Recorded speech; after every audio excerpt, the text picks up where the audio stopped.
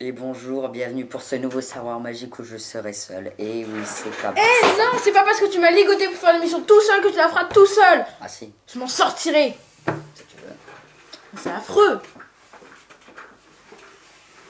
J'ai plus trop confiance. Bah alors tu vas parler de quoi pour cette nouvelle émission? D'un livre. Et toi? Bah d'un livre et de ses différences. D'accord. Tu commences, vas-y. Non, toi tu commences. Vas-y, Non, toi. vas-y. C'est toi. Bon, je vais vous parler de Indiana Taylor. Tome 1, Lune de printemps. En tout, pour l'instant, il y a 4 tomes parus, dans l'ordre des saisons. 1, Lune de printemps. 2, Lune d'été. 3, Lune d'automne. 4, Lune d'hiver. En fait, c'est l'histoire d'un garçon qui s'appelle Indiana Taylor, justement, parce que sa mère est dingue de Indiana Jones. Mais dingue. Dingue. Et c'est pas un loup-garou, en fait, il vit autour des loups-garous, il a envie d'être un loup-garou, il est vraiment faible parce qu'il vit dans une meute, la plus puissante d'Amérique du Nord. Ils habitent dans le Lycos Ranch. Ils font des élevages de vaches. Que raconte ton histoire? C'est Indiana Taylor, il est né d'un loup-garou et d'un rebroustan. C'est quoi ça? En fait, un rebroustan, déjà c'est sa mère, il va ressembler à un humain. Ça peut être n'importe qui. Ça se trouve, je suis un rebroussan. Ouais, bien sûr. Ou toi aussi. Ah ça. Et en fait, il va sous le choc, sous un gros choc, il peut voyager dans le temps pour la première fois. On va dire qu'il s'éclipse.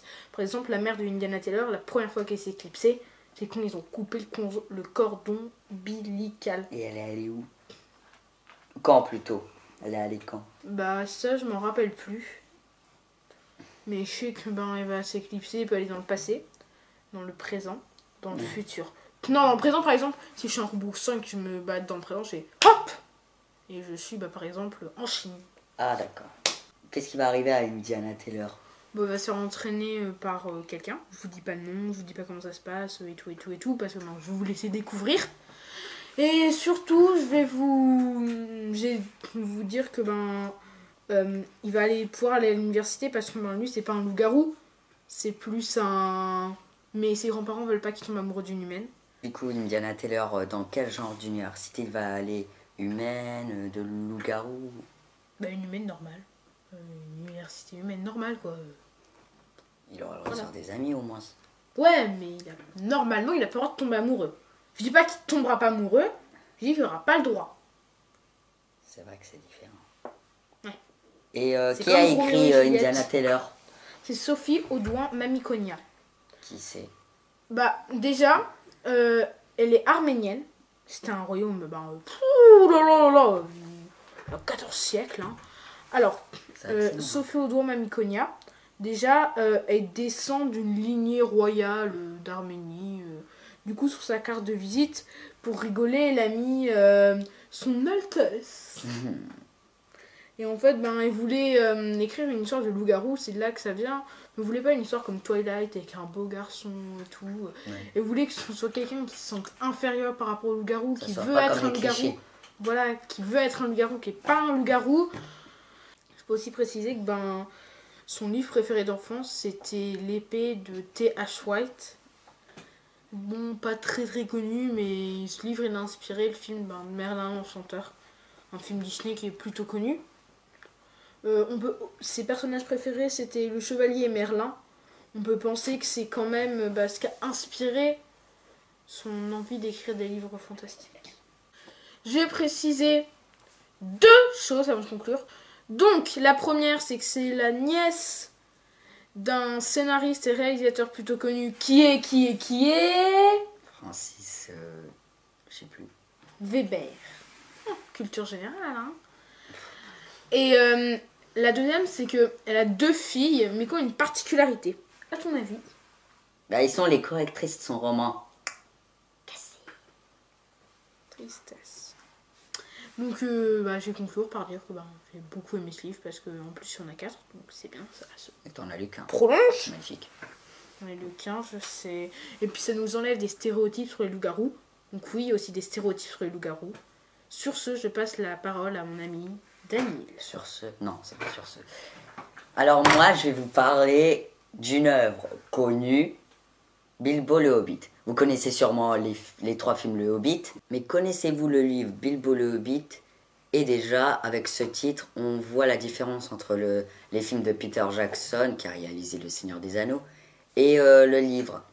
Car Peter Jackson, en appelant ça Le Hobbit, voulait prévenir les fans que ça ne serait pas là forcément comme dans les livres de Tolkien, dont je ne vais pas vous parler beaucoup de cet auteur extraordinaire.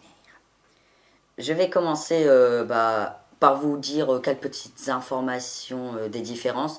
Première différence, la présence de personnages qui ne sont pas forcément présents dans le livre. Connaissez-vous Saruman le Blanc, habillé de blanc? Voici une image. On n'entend pas parler de lui, mais même pas une seconde, on ne voit pas son petit prénom bizarre. On n'entend pas parler une seconde de lui. Connaissez-vous Galadriel? Voici une image. Elle aussi, elle n'est pas présente. On la voit aussi dans Le Seigneur des Anneaux et dans Les Contes et légendes inachevées, une œuvre que je vais vous parler brièvement un peu plus tard, ou peut-être que je ne vous parlerai pas. C'est la surprise. Bien, et connaissez-vous Thranduil? Alors, ce personnage, on entend parler. C'est le roi des elfes sylvestres, mais on ne connaît pas son prénom dans le livre. Bon, il est présent, mais il n'est pas exactement pareil que dans les films. En résumé, Jackson a pris des personnages qui ne sont pas dans le livre, mais qu'il a trouvés dans plein de petites œuvres de Tolkien, dont les contes et légendes inachevées, pour faire une histoire de 3 films. Deuxième différence, dans Bilbo le Hobbit, on ne parle que de l'aventure. Dans le film, on parle de 2 aventures. 2 sujets différents. Il y a déjà pour atteindre Erebor, puis il y a un autre sujet qui aura une importance pour le Seigneur des Anneaux, le probable retour de Sauron. C'est quoi Erebor? Erebor, c'est une forteresse qui a été creusée dans la montagne solitaire il y a fort longtemps dans la Terre du Milieu. 60 ans avant cette histoire, un méchant dragon qui s'appelle Smaug a envahi cette montagne, donc ce palais où il y a beaucoup de trésors, car les dragons adorent les trésors. Et tous les nains sont partis, et Thorin et Bilbo et Gandalf, tout ça, veulent récupérer l'or d'Erebor. En fait, c'est surtout les nains, hein, surtout Thorin. Et voilà. Autre question inutile? Et c'est qui Sauron? Comme ça, les spectateurs sauront. Ça te fait rire? Non. Sauron, on en parle beaucoup dans Le Seigneur des Anneaux, c'est même le personnage un peu central du Seigneur des Anneaux. Ah, c'est lui? Oui. Oh, cool. Bon, je vais pas parler de ça. Sauron était le second prince ténébreux, le Seigneur des Ténèbres, qui a fait son royaume au Mordor, dont voici la carte où il y a la carte du Mordor. À un moment, il a été vaincu, mais tout cela, on en parle dans les films et dans les livres du Seigneur des Anneaux, par la dernière alliance des hommes et des elfes. Mais il avait forgé un anneau qui aura une petite importance dans l'histoire, on en parlera peu. Et cet anneau, comme il n'a pas été détruit, et l'anneau est de sa création, Seigneur des Anneaux, mais là c'est le anneau le plus puissant, Sauron, à la forme, son esprit peut encore hanter le royaume. Pourquoi est-ce que c'est le Seigneur des Anneaux alors? Car il y en a plusieurs, mais ça c'est le Seigneur des Anneaux, moi je vais parler plutôt du Bilbo le Hobbit. Ok, donc dans le Hobbit, il n'y a qu'un seul anneau. Waouh, quelle intelligence. Oui, car à la base, il y en a beaucoup. Il y en a eu... Mais ça, c'est dans le Seigneur des Anneaux, je ne vais pas en parler. Mais dans Bilbo le Hobbit, on n'en voit qu'un. Dans le livre Bilbo le Hobbit, on le voit peu. Mais dans le Hobbit, on le voit trop. D'accord. Une différence. C'est bon, t'as compris? Oui. Et l'anneau, il a trouvé plutôt à Gollum. D'ailleurs, c'est pas pareil, la manière dont il a trouvé l'anneau n'est pas pareille dans les livres et dans les films. Et la 4e différence, c'est sûrement pour moi la plus importante. Azog le Blanc, chef des orques, mais plutôt des gobelins, est mort dans l'histoire. Ah ouais. Dans le film, on le voit. C'est qui Azog? Azog, mais je viens de le dire, c'est le chef des gobelins, des orques aussi. C'est un serviteur de Sauron, qui prend le nom de d'accord. nécromancien. Et d'ailleurs, J'aime bien Nico. je vais dire une dernière différence, mais pour moi, là, vraiment, dans les films, on entend parler d'une forteresse abandonnée, détruite, où vit le nécromancien Sauron, Dol Guldur, qui est dans la forêt de Mirkwood, qui a pris le nom de forêt noire.